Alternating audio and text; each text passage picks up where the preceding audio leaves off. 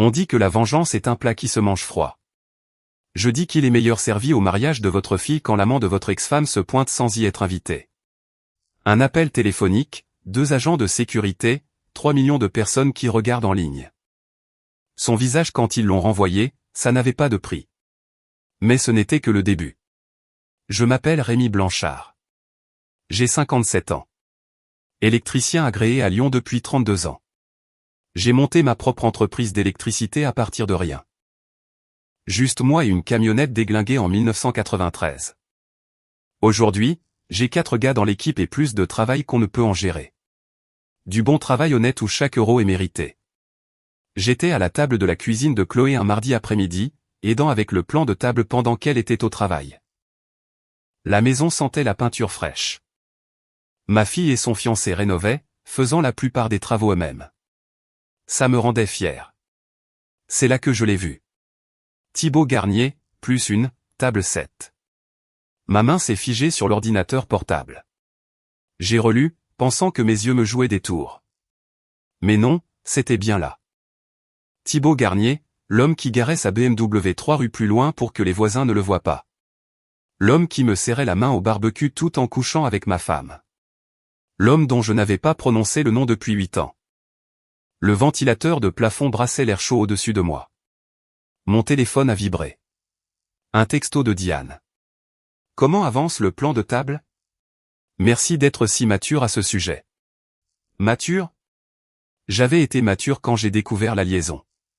Mature quand j'ai signé les papiers du divorce. Mature quand je me suis assis à 3 rangées de Diane à chaque événement scolaire, prétendant que tout allait bien. Chloé est rentrée vers 18h, encore en blouse de son cabinet dentaire.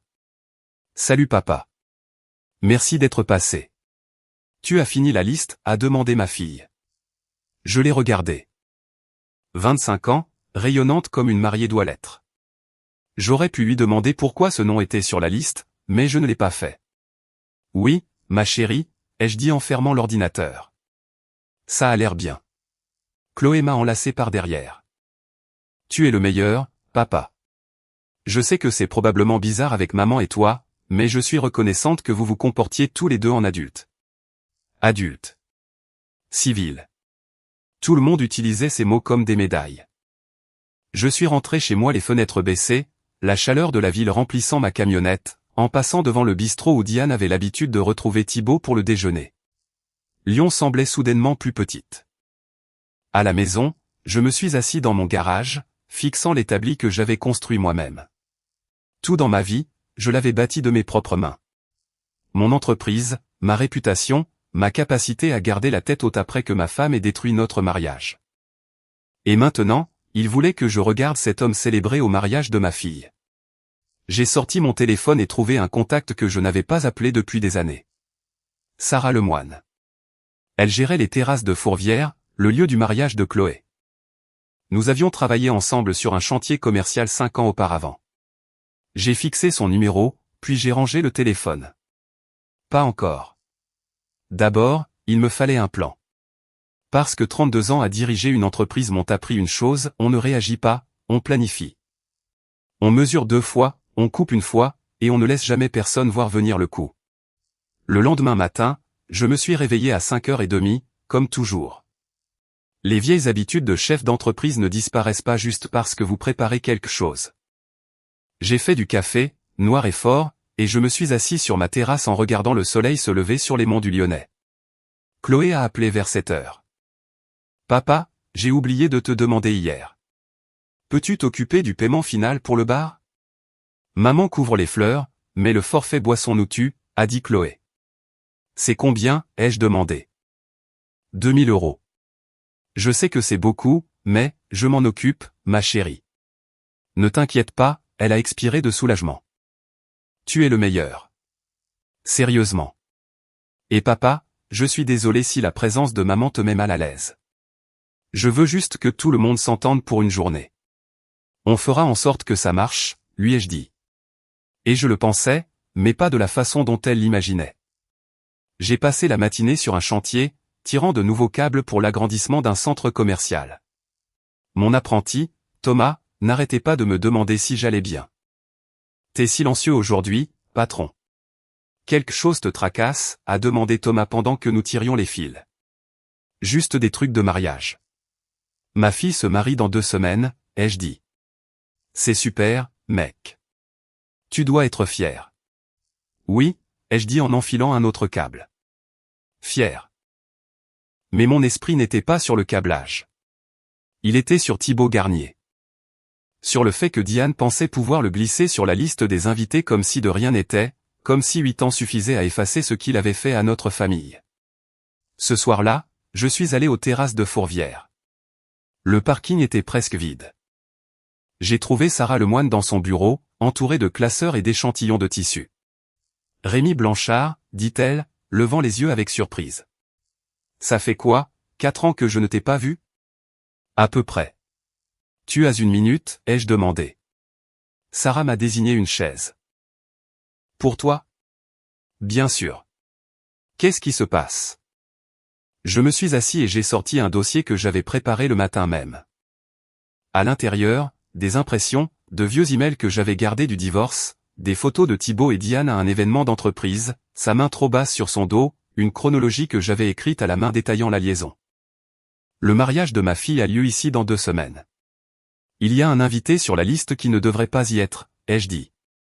Sarah a ouvert le dossier et a commencé à lire. Son expression est passée de la curiosité à l'inquiétude, puis à quelque chose de plus dur. C'est l'homme qui, oui. Et mon ex-femme l'a mis sur la liste des invités sans raconter toute l'histoire à Chloé, ai-je dit. Sarah a fermé le dossier et m'a regardé droit dans les yeux. Qu'est-ce que tu me demandes de faire exactement, Rémi? Votre lieu a des protocoles de sécurité, non? Pour les invités qui pourraient causer des troubles. Nous en avons, mais cet homme est une menace pour la tranquillité d'esprit de ma fille. Elle ne connaît pas toute l'histoire. Elle pense juste que sa mère et moi avions des problèmes. Elle ne sait pas qu'il est la raison pour laquelle notre famille s'est brisée, ai-je dit. Sarah est restée silencieuse un long moment. Puis elle a pris son stylo. J'aurai besoin de son nom complet et de toutes les informations d'identification que tu as. J'ai glissé une autre feuille sur son bureau. La photo de Thibaut, la description de sa voiture, tout. Ça reste entre nous, a dit Sarah. Et Rémi, tu es sûr de ça? Je me suis levé. Je n'ai jamais été aussi sûr de quoi que ce soit. En retournant à ma camionnette, j'ai ressenti quelque chose que je n'avais pas ressenti depuis des années. Pas exactement la paix, mais un but. Thibaut Garnier voulait célébrer au mariage de ma fille. Il devrait d'abord me passer sur le corps. Une semaine avant le mariage, j'ai reçu un appel d'un numéro que je ne connaissais pas indicatif de la région lyonnaise, mais pas un que j'avais enregistré. Est-ce que je parle à Rémi Blanchard, a demandé une voix de jeune homme. C'est moi. Qui est à l'appareil? Je m'appelle Daniel Garnier. Je suis le fils de Thibaut Garnier, a-t-il dit. Ma main s'est crispée sur le téléphone. J'étais dans ma camionnette entre 2 chantiers, et soudain l'habitacle m'a semblé plus petit. Que voulez-vous, ai-je demandé en gardant ma voix calme. Vous aider, a dit Daniel. Je sais que mon père est sur la liste des invités au mariage de votre fille. Je sais ce qu'il a fait à votre famille, et je veux vous donner quelque chose qui pourrait être utile. Nous nous sommes retrouvés dans un café de la presqu'île 1 heure plus tard.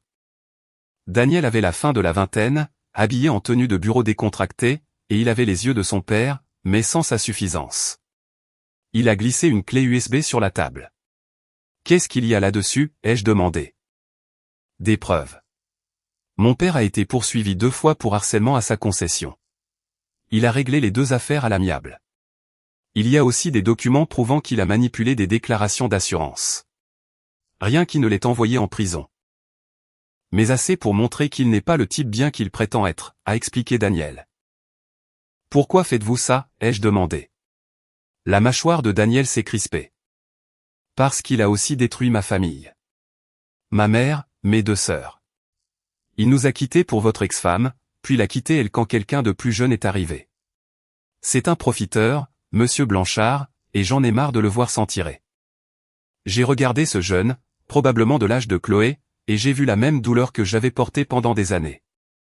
Votre sœur va se marier, n'est-ce pas? Elle mérite mieux que de la voir là, a dit Daniel. Mon père gâche tout. C'est ce qu'il fait. J'ai empoché la clé USB. Ça reste entre nous. Compris. Et monsieur Blanchard, j'espère que votre fille aura un mariage magnifique, a dit Daniel. En rentrant, j'ai pensé au fils de Thibaut se retournant contre lui. Certains hommes brûlent tellement de ponts que même leurs propres enfants ne les défendent plus. Ce soir-là, j'ai chargé le contenu de la clé USB sur mon ordinateur. Daniel n'exagérait pas, plainte pour harcèlement d'employé. Document d'assurance frauduleux, même un délit de conduite en état d'ivresse d'il y a 2 ans qui avait été étouffé. J'ai fait des copies et les ai ajoutées au dossier que j'avais donné à Sarah. Puis je l'ai appelée. Sarah, c'est Rémi. J'ai des documents supplémentaires que tu devrais voir, ai-je dit. Plus sur l'invité dont nous avons discuté, a-t-elle demandé. Oui. Ça rend les choses encore plus claires. C'est un risque. Apporte-les demain. Je mettrai à jour notre briefing de sécurité, a dit Sarah. J'ai raccroché et j'ai regardé l'écran de mon ordinateur. Thibaut Garnier se croyait intouchable. Il pensait pouvoir se montrer n'importe où, faire n'importe quoi, et n'en subir aucune conséquence. Il était sur le point d'apprendre le contraire. La semaine précédant le mariage de Chloé est passée dans un tourbillon de tâches de dernière minute. J'ai installé un nouvel éclairage dans la suite nuptiale à la demande de ma fille, réparé une table bancale sur le lieu de réception et fait un autre chèque pour des dépenses imprévues. Chaque fois que j'étais là, je voyais brièvement Sarah. Elle me faisait un signe de tête discret. Tout était en place. Chloé m'a appelé jeudi soir, 5 jours avant le mariage. « Papa, je dois te dire quelque chose, et s'il te plaît, ne panique pas, » a dit ma fille. Mon estomac s'est noué. Qu'est-ce qui ne va pas? Julien arrive en avion demain. Il prend quelques jours de congé de la fac pour être là, a dit Chloé. Julien, mon fils, 21 ans, finissant sa 3e année à l'université de Lyon. Je ne lui avais pas parlé de la présence de Thibaut sur la liste des invités. Je n'avais pas voulu le mêler à ce drame. C'est super, ma chérie. J'irai le chercher à l'aéroport, ai-je dit. Merci, papa. Et encore une chose. Maman invite tout le monde pour un dîner d'avant-mariage samedi soir. Tu es invité. Elle voulait être, tu sais, civile. Civile. Encore ce mot. J'y serai, lui ai-je dit.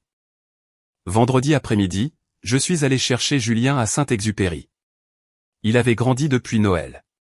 Il s'était étoffé au niveau des épaules. Le gamin jouait au rugby en club à la fac et ça se voyait.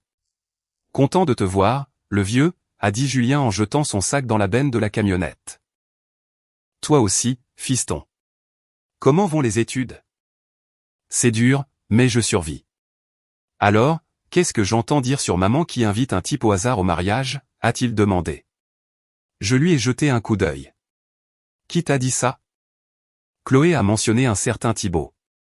Elle a dit que c'était un vieil ami de maman, mais sa voix est devenue bizarre en le disant, alors je me suis dit qu'il y avait plus à l'histoire, a dit Julien. J'ai pris l'autoroute avant de répondre. Thibaut Garnier. C'est le type avec qui ta mère a eu une liaison. Julien est resté silencieux un instant. Et elle l'a invité au mariage de Chloé? Apparemment. C'est n'importe quoi, papa. Est-ce que Chloé est au courant? Elle sait que ta mère et moi avons des problèmes. Elle ne connaît pas tous les détails, ai-je dit. Julien regardait par la fenêtre. Tu vas faire quelque chose?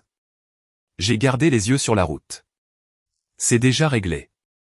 Mon fils m'a regardé avec une sorte de respect. Bien. Ce type a l'air d'être un sacré numéro.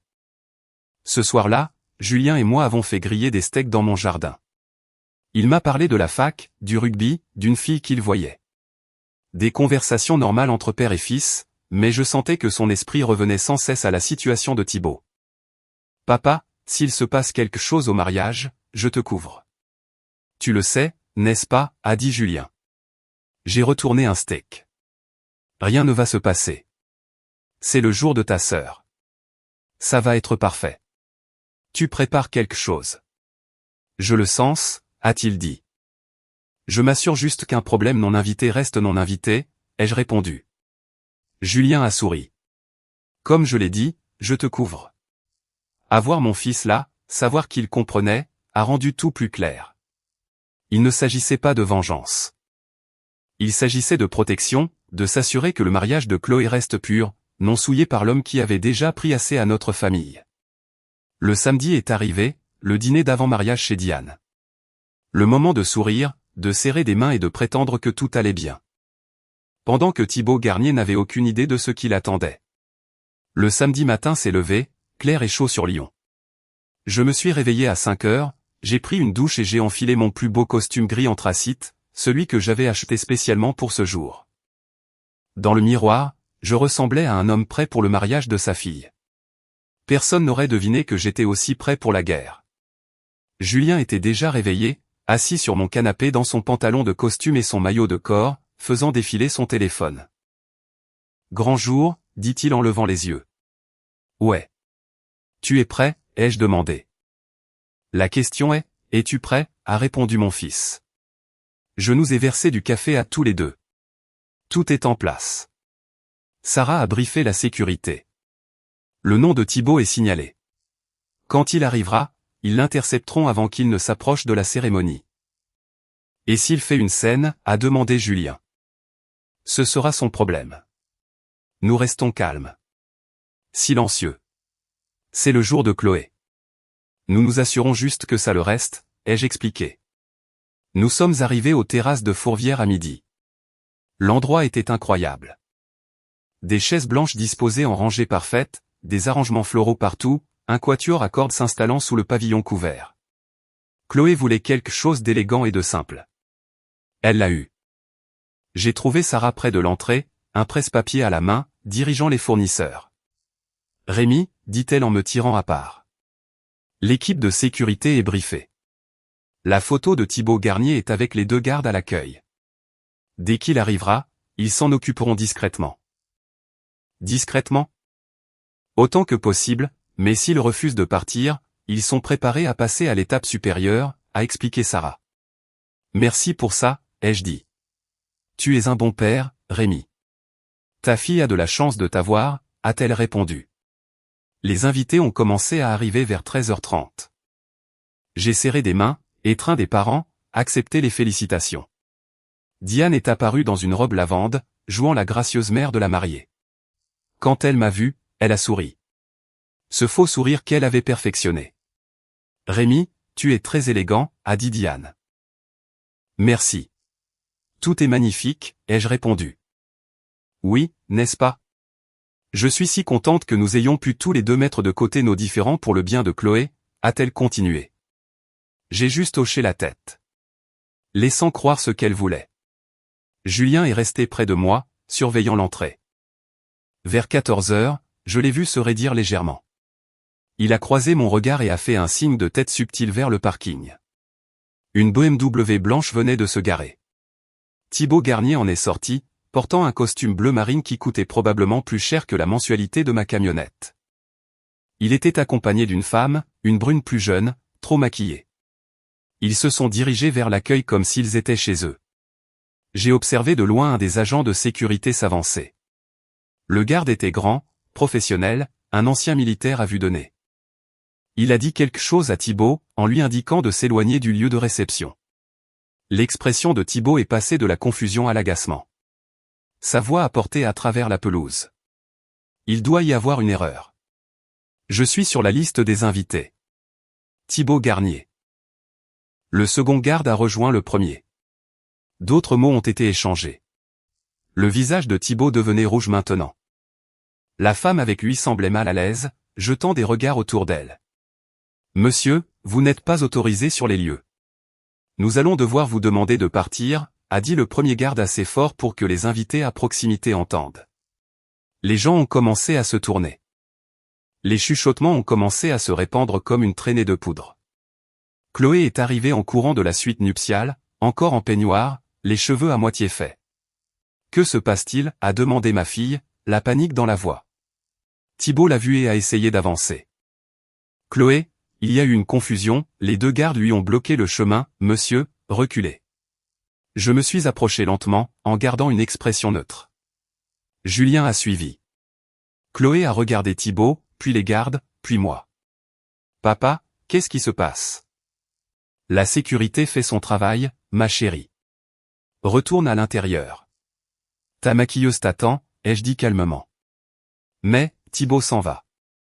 N'est-ce pas, Thibaut, ai-je dit en le regardant droit dans les yeux.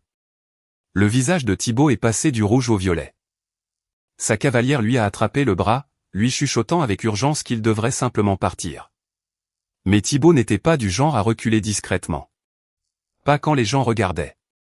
C'est ridicule, a annoncé Thibaut à voix haute. J'ai été personnellement invité par Diane Blanchard. Il y a eu une erreur. De plus en plus d'invités se rassemblaient maintenant. Des téléphones portables sont apparus. Quelqu'un enregistrait certainement. Diane s'est frayé un chemin à travers la foule, son expression passant de la confusion à l'horreur en comprenant ce qui se passait. Qu'est-ce que c'est que ça, a exigé mon ex-femme. Thibaut est mon invité. Il a tout à fait le droit d'être ici. Sarah Lemoine est apparue, professionnelle et imperturbable. Madame Blanchard, nous avons reçu des préoccupations documentées selon lesquelles la présence de Monsieur Garnier pourrait créer une perturbation potentielle. Notre équipe de sécurité a pris la décision de restreindre son accès. Des préoccupations documentées? De qui? La voix de Diane s'est élevée. C'est confidentiel, a répondu calmement Sarah. Thibaut s'est avancé vers moi. C'est toi qui as fait ça. Tu es derrière tout ça, n'est-ce pas, Rémi? Je n'ai pas bougé. Je n'ai pas sourcillé. Je l'ai juste regardé dans les yeux. Je suis juste ici pour le mariage de ma fille. La sécurité s'occupe de la sécurité, ai-je dit d'un ton égal. Espèce de, a commencé Thibaut. Attention, a dit Julien en se plaçant à côté de moi. Mon fils mesurait 8 cm de plus que Thibaut et avait 15 kilos de muscles en plus. On vous a déjà demandé de partir. N'aggravez pas les choses. Les agents de sécurité se sont positionnés entre nous. Monsieur, vous devez partir maintenant ou nous appelons la police. Thibaut a regardé tous les visages qui le fixaient, les téléphones qui enregistraient, sa cavalière qui reculait déjà vers le parking, Diane qui se tenait figée, son moment parfait de mère de la mariée s'effondrant. C'est insensé, a marmonné Thibaut. Mais il a commencé à reculer vers sa voiture. Sa cavalière était déjà là, portière ouverte, manifestement lassée de toute la situation. Je n'arrive pas à y croire, a dit Thibaut à personne en particulier. Je suis venu ici pour célébrer, et voilà ce que je reçois. Vous êtes venu sans y être invité dans une famille que vous avez détruite, a dit Julien calmement, mais assez fort pour que tout le monde à proximité entende. À quoi vous attendiez-vous? Cela a stoppé Thibaut net. Il a regardé Julien, puis moi, puis la foule d'invités qui le regardaient maintenant avec dégoût plutôt qu'avec sympathie. Il est monté dans sa BMW sans un autre mot. Le moteur a rugi et le gravier a giclé alors qu'il démarrait en trombe du parking. Le silence qui a suivi était épais. Puis quelqu'un a commencé à applaudir. Puis une autre personne. En quelques secondes, des applaudissements épars ont éclaté parmi les invités qui avaient assisté à tout. Diane se tenait là, son mascara commençant à couler, regardant entre moi, Sarah et la BMW qui partait. « Comment as-tu pu » m'a-t-elle demandé. « Comment j'ai pu protéger le mariage de ma fille ?» Assez facilement, en fait, ai-je répondu. Chloé est réapparue, maintenant avec sa demoiselle d'honneur qui essayait de la faire rentrer. Ma fille m'a regardé avec une expression que je ne pouvais pas tout à fait déchiffrer. Le choc, peut-être la colère, peut-être autre chose. « Papa, il faut qu'on parle », a dit Chloé après la cérémonie. « Pour l'instant, tu dois finir de te préparer. Ton fiancé t'attend, lui ai-je dit doucement. »« Mais, papa a raison », a interrompu Julien. « C'est ton jour. Ne laisse pas ça le gâcher. Marie-toi. Sois heureuse. On réglera tout le reste plus tard. » Ma fille a regardé son frère, puis moi, puis a hoché lentement la tête. Sa demoiselle d'honneur l'a ramenée vers la suite nuptiale. La foule a commencé à se disperser, bourdonnant de conversations. J'ai entendu des bribes. Tu savais que le type avait eu une liaison avec sa mère? Pas possible. C'est pour ça qu'ils ont divorcé. Tu te rends compte qu'elle l'a invité au mariage de sa fille? Diane est restée seule un moment, puis s'est tournée et s'est dirigée rapidement vers le bureau du lieu de réception, probablement pour crier sur Sarah. Bonne chance avec ça. Julien et moi nous sommes dirigés vers le côté du marié. Ça s'est à peu près aussi bien passé que prévu, a dit mon fils. Ouais. Maintenant, il faut juste passer la cérémonie et la réception, ai-je répondu. Tu penses que maman va causer plus de problèmes? J'ai redressé ma cravate. Probablement. Mais c'est son choix. Nous avons fait ce que nous devions faire. La cérémonie devait commencer à 15 heures. À 14h45, Chloé m'a attiré derrière une arche de roses, loin des invités. Ses yeux étaient rouges, son maquillage maculé par les larmes. Papa, j'ai besoin de la vérité. Toute la vérité, a dit ma fille. J'ai pris une grande respiration. Qu'est-ce que tu veux savoir? Thibaut Garnier. Maman me dit depuis des années que vous vous êtes juste éloignés, que c'était mutuel. Mais ce n'est pas vrai, n'est-ce pas? A demandé Chloé. Non, ma chérie. Ce n'est pas vrai. C'est la raison pour laquelle vous avez divorcé? Il en fait partie. Ta mère a fait ses choix. Mais oui, Thibaut était impliqué, ai-je confirmé. Les mains de Chloé tremblaient. Et elle l'a invité aujourd'hui, à mon mariage, en sachant ce qu'il a fait. Elle pensait que suffisamment de temps avait passé pour que nous puissions tous être des adultes à ce sujet, ai-je expliqué. C'est insensé, a dit ma fille. Papa, pourquoi ne m'as-tu rien dit? Parce que je ne voulais pas que tu portes ce fardeau. Tu avais 17 ans quand nous avons divorcé. Tu n'avais pas besoin de savoir que ta mère avait trompé. Je voulais que tu aies une relation avec elle sans ce poison, ai-je dit. Chloé a essuyé ses larmes. Alors tu as juste encaissé. Tu as laissé tout le monde penser que tout allait bien pour toi. J'ai fini par aller bien, mais je n'allais pas le laisser s'asseoir à ton mariage et prétendre qu'il n'avait pas aidé à détruire notre famille, ai-je déclaré fermement. Ma fille m'a serré dans ses bras soudainement, très fort. Merci de m'avoir protégé, même des choses dont je ne savais pas que j'avais besoin d'être protégé. C'est mon travail, ma chérie. Ça l'a toujours été, ai-je répondu. Maman est furieuse. Elle menace de partir, a dit Chloé. C'est son choix. Mais tu te maries aujourd'hui, avec ou sans son drame. Julien et moi sommes là. Nous n'allons nulle part, les jeux assurés. Chloé s'est reculée, a hoché la tête, a rajusté sa robe. D'accord. Allons-y, la cérémonie s'est déroulée parfaitement. Chloé a descendu l'allée à mon bras, et je l'ai confiée à un homme bien qui la traitera comme il se doit. Je me suis assis au premier rang à côté de Julien. Diane était assise de l'autre côté, refusant de me regarder. Pendant les vœux, j'ai surpris Chloé me jeter un regard. Elle a souri, un vrai sourire, le genre qui disait qu'elle comprenait maintenant, qu'elle était reconnaissante. Quand ils ont été déclarés mari et femme, la foule a éclaté en applaudissements. Julien s'est penché vers moi. Tu as bien fait, papa, a chuchoté mon fils. Nous avons bien fait, ai-je corrigé. La réception a commencé à 17 heures. Diane a porté un toast qui m'était clairement destiné, parlant de pardon, d'aller de l'avant et de laisser le passé derrière soi. J'ai juste siroté mon eau et je l'ai laissé parler. Quand ce fut mon tour, j'ai fait simple. À Chloé et Marc. Que votre mariage soit construit sur l'honnêteté, la confiance et le genre d'amour qui ne se brise pas quand les choses deviennent difficiles. Je suis fier de vous deux, ai-je dit en levant mon verre. Les applaudissements étaient sincères. Plusieurs personnes sont venues me serrer la main par la suite, y compris des parents qui connaissaient la vérité sur Thibaut depuis le début. Il était temps que quelqu'un tienne tête à ce type, m'a dit mon oncle à voix basse. Vers 19 heures, alors que le soleil se couchait et que la danse commençait, mon téléphone a vibré. Un texto d'un numéro inconnu. Ce n'est pas fini, Rémi. Tu t'es fait un ennemi aujourd'hui. Thibaut. Je l'ai montré à Julien. Tu veux que je m'en occupe, a demandé mon fils. Non. Bloque le numéro. Ce n'est que du bruit maintenant, ai-je dit. Julien l'a fait, puis a supprimé le message. Disparu, a-t-il confirmé. J'ai regardé Chloé danser avec son nouveau mari, riant, heureuse. C'est tout ce qui comptait. Thibaut Garnier pouvait envoyer toutes les menaces qu'il voulait. Il avait déjà perdu. Dimanche matin, je me suis réveillé avec 73 messages textes. Mon téléphone était en silencieux pendant la nuit, et apparemment, j'avais manqué tout un spectacle. Le premier message était de mon chef d'équipe, Thomas. Patron, tu es célèbre. Va voir sur TikTok. Je n'avais pas TikTok, mais Julien oui.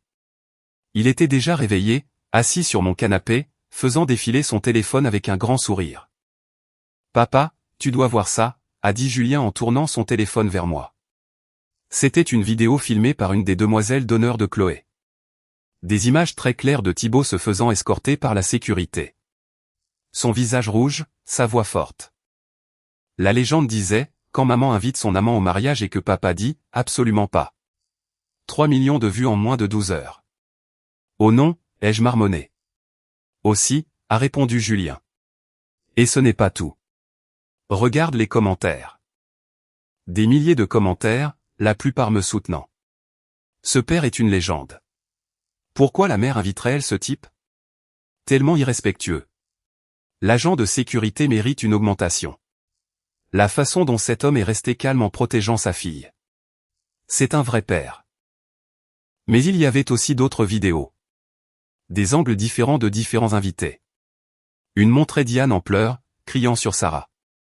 Une autre avait capturé mon toast à la réception. Quelqu'un avait même posté la confrontation complète, y compris la réplique de Julien sur Thibaut venant dans une famille qu'il avait détruite. Ce clip à lui seul avait 2 millions de vues. Mon téléphone a sonné. Chloé. « Papa, tu as vu les vidéos ?» a demandé ma fille. Juste maintenant. Ma chérie, je suis désolé si ça, ne t'excuse pas. Je suis contente que ce soit sorti. Tout le monde devrait savoir quel genre d'homme il est, et quel genre de père tu es, a interrompu Chloé. Comment gères-tu tout ça, ai-je demandé. Honnêtement, je suis soulagé. Pendant des années, j'ai pensé que le divorce était en quelque sorte de ma faute, que si j'avais été meilleur, maman et toi seriez restés ensemble. Maintenant, je connais la vérité, a-t-elle dit. Nous avons parlé encore quelques minutes. Elle allait bien, heureuse, bientôt en lune de miel. Après avoir raccroché, j'ai vérifié les autres messages. Un ami du lycée, de vieux collègues, et même Daniel Garnier, le fils de Thibaut. Monsieur Blanchard, j'ai vu les vidéos. Mon père a eu exactement ce qu'il méritait. Merci de lui avoir tenu tête. Mais il y avait un message qui m'inquiétait, de Diane. Tu m'as humilié devant tout le département. Mes amis appellent. Les gens de mon bureau ont vu les vidéos. J'espère que tu es fier de toi. Julien a lu par-dessus mon épaule. Elle te reproche ses propres choix. Elle l'a toujours fait, ai-je répondu. Le lundi matin, les nouvelles locales avaient repris l'histoire. Un journaliste de France 3 a appelé pour demander une interview. J'ai refusé. Le Progrès a publié un article, une vidéo de mariage virale soulève des questions sur le pardon et les limites. Le téléphone de mon entreprise a commencé à sonner avec de nouveaux clients. Je vous ai vu sur TikTok. Un homme qui se défend comme ça, c'est quelqu'un avec qui je veux travailler. Le chaos est devenu le sujet de conversation de tout le département. Partout où j'allais, les gens me reconnaissaient. Certains voulaient me serrer la main. D'autres hochaient simplement la tête avec respect. 3 jours après le mariage, vers 23 heures, des phares ont balayé la fenêtre de mon salon. Une portière de voiture a claqué. Des pas lourds sur mon Porsche. Puis des coups violents à la porte. Rémi, ouvre. Je sais que tu es là. La voix de Thibaut, pâteuse et en colère. J'étais déjà sur pied. Julien est apparu de la chambre d'amis, alerte. Reste en arrière, ai-je dit à mon fils à voix basse, en sortant mon téléphone. Rémi Blanchard, tu as ruiné ma réputation. Tout le monde pense que je suis une sorte de briseur de ménage. Encore des coups. J'ai composé le 17, mis sur haut-parleur. Ici Rémi Blanchard au 28 avenue de la République. Il y a un homme en état d'ivresse sur ma propriété qui profère des menaces, ai-je dit calmement dans le téléphone. Nous envoyons des agents immédiatement. Restez à l'intérieur, a répondu le répartiteur. Ouvre cette porte, lâche, a crié Thibaut. Julien s'est dirigé vers la porte. J'ai levé la main, l'arrêtant. Laisse la police s'en occuper, ai-je dit. 5 minutes plus tard, des gyrophares bleus et rouges ont rempli la rue. J'ai entendu des policiers parler à Thibaut, ses protestations devenant plus fortes, puis plus calmes. Une portière de voiture. Silence. Un policier a frappé. J'ai ouvert. Monsieur Blanchard, je suis l'agent Martin. L'individu a été arrêté pour violation de propriété et ivresse publique. Il conduisait également sous l'influence, a expliqué le policier. Merci, agent, ai-je répondu. Monsieur, il a proféré des menaces. Nous vous recommandons une ordonnance restrictive, a suggéré l'agent Martin. Je vais y réfléchir. Après le départ de la police, Julien s'est assis sur le canapé en secouant la tête. Il ne peut vraiment pas laisser tomber, hein, a observé mon fils. Certaines personnes n'apprennent jamais, ai-je dit. Le lendemain matin, Daniel Garnier a appelé. Monsieur Blanchard, j'ai entendu parler d'hier soir. Mon père est en garde à vue. Je voulais m'excuser, a dit Daniel. Ce n'est pas de ta faute, fiston. Ton père fait ses propres choix, ai-je répondu. Quand même. Merci de ne pas avoir porté de charges plus lourdes. La conduite en état d'ivresse suffit à le tenir éloigné des routes pendant un certain temps, a poursuivi Daniel. Je veux juste qu'il reste loin de ma famille, ai-je déclaré. Il le fera. Je m'en assurerai, a promis Daniel. Cet après-midi-là, j'ai demandé une ordonnance restrictive. Le juge l'a approuvée en quelques heures, compte tenu des vidéos virales, de la visite nocturne et du casier judiciaire de Thibault. Chloé a appelé ce soir-là depuis sa lune de miel. Papa, j'ai entendu ce qui s'est passé. Tu vas bien, a demandé ma fille. Je vais bien, ma chérie. Thibault fait enfin face aux conséquences de ses actes, les jeux assurés. Bien. Il mérite pire, honnêtement, a-t-elle dit. Peut-être, mais je ne suis plus intéressé par la vengeance. Je veux juste la paix, ai-je répondu. Et je le pensais. 4 mois plus tard, l'automne est arrivé à Lyon avec des températures plus fraîches et un ciel clair. Mon entreprise était en plein essor, en partie grâce à la publicité, bien que je n'ai jamais annoncé ce lien. Chloé et Marc m'ont invité pour le dîner du dimanche. Leur petite maison prenait bien forme. Ma fille était rayonnante, heureuse d'une manière que je n'avais pas vue depuis des années. Papa, j'ai une nouvelle, a annoncé Chloé au dessert. Une bonne nouvelle, j'espère, ai-je dit. La meilleure. Nous sommes enceintes, a-t-elle rayonné. Je me suis levé et les ai serrés tous les deux dans mes bras. Félicitations. Je vais être grand-père. Julien le sait déjà.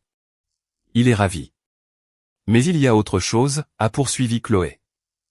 Nous voulons te demander d'être vraiment impliqué, plus que de simples visites. Nous voulons que notre enfant sache à quoi ressemble un vrai père. Ces mots m'ont frappé plus fort que je ne m'y attendais.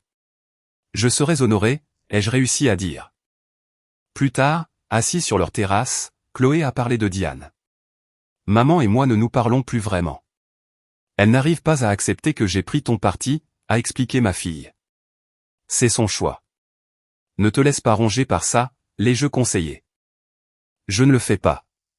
Pour la première fois, je la vois clairement. Les mensonges, la manipulation, le refus de prendre ses responsabilités. J'ai fini de lui trouver des excuses, a dit Chloé fermement. Julien est arrivé alors, tout juste sorti de l'entraînement de rugby. Nous nous sommes tous assis ensemble, parlant de l'avenir, du bébé, de la vie. Mon téléphone a vibré. Un message de Sarah Lemoine. J'ai vu que tu allais être grand-père. Félicitations, Rémi. Tu mérites tout le bonheur. J'ai souri et j'ai rangé le téléphone. Thibault Garnier. Sa concession avait perdu plusieurs contrats importants après que les vidéos soient devenues virales. Aux dernières nouvelles, il avait déménagé à Marseille, essayant de se reconstruire loin de Lyon. Je ne suivais pas ça de près. Il était devenu sans importance. Diane, toujours en colère, me blâmant toujours. Mais Chloé avait posé des limites. C'était son choix, et je le soutenais. Alors que le soleil se couchait sur les montagnes, peignant le ciel d'orange et de violet, j'ai ressenti quelque chose que je n'avais pas ressenti depuis des années. Une paix complète. J'avais protégé ma fille au moment le plus important. J'avais tenu bon sans reculer. J'avais montré à mes enfants que l'intégrité ne consiste pas à être bruyant ou agressif. Il s'agit d'être ferme quand ça compte. Les vidéos virales ont fini par s'estomper de la mémoire d'Internet. De nouveaux scandales ont remplacé les anciens. Mais à Lyon, les gens me reconnaissent encore parfois. Ils hochent la tête, me serrent la main, disent « Vous avez bien agi pour votre fille ». Et ils avaient raison. J'ai vu l'amant de ma femme au mariage de ma fille à Lyon. J'ai passé un appel à la gérante du lieu de réception. Le chaos est devenu le sujet de conversation de tout le département. Mais à la fin, il ne s'agissait pas de chaos ou de vengeance. Il s'agissait de protéger ce qui comptait le plus. Ma famille, le bonheur de ma fille, mon intégrité. Et je le referai sans hésiter.